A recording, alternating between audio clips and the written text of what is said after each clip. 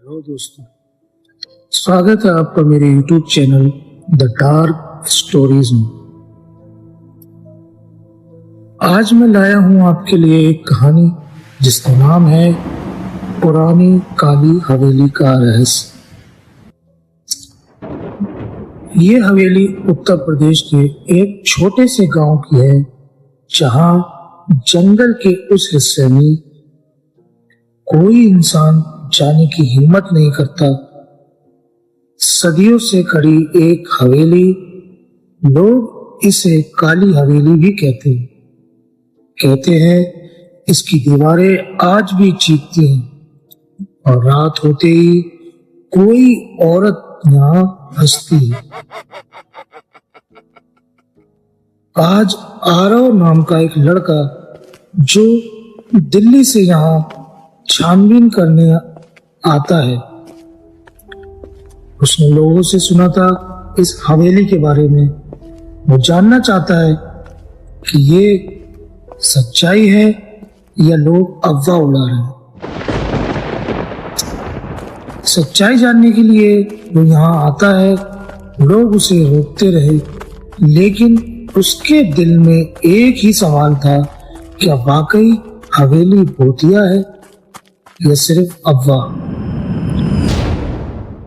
अंदर धूप अंधेरा था, चारों ओर जाली, टूटी हुई कुर्सियां और पुरानी तस्वीरें।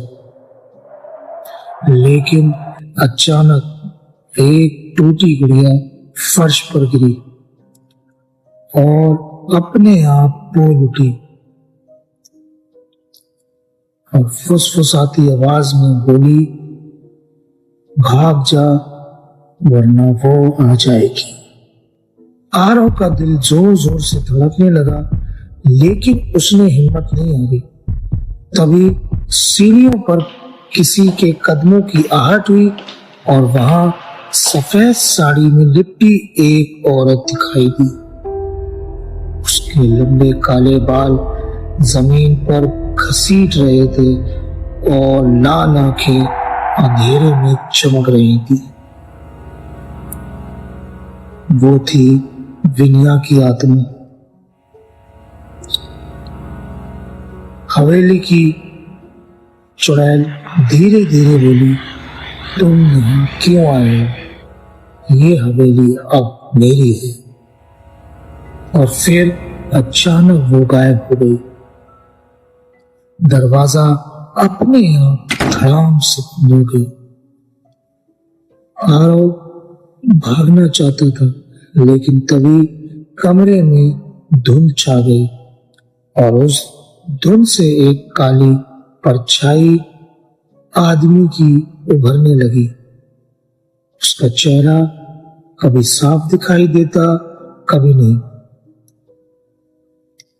आरव की सांसें तेज हो गई। तभी उसके पैरों के पास एक पुरानी डायरी मिली। कांपते हुए हाथों से उसने पढ़ना शुरू किया। विनया जमींदार की पत्नी जिंदा दीवारों में चुन ली गई थी। उसकी चीखें अब भी इन पत्थरों में कैद हैं। डायरी पढ़ते ही हवेली जोर से हिलने लगी। दीवारों से काले हाथ निकलकर आरव को पकड़ने लगे। चुड़ैल की चीख हवा में गूंज रही थी, अब तुम भी मेरे साथ हमेशा यहीं रहोगे। आरव चीखता रहा, लेकिन हवेली का हर रास्ता बंद हो चुका था।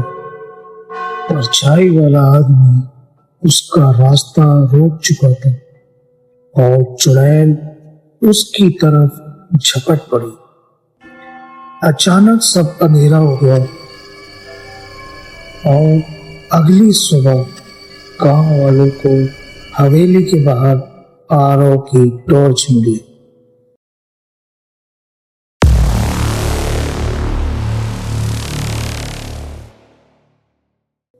लेकिन आरव कहीं नहीं थे। लोग कहते हैं काली हवेली एक और शिकार निगल चुकी थी और अब वो इंतजार कर रही है अपने अगले शिकार का। शायद वो शिकार तुम हो।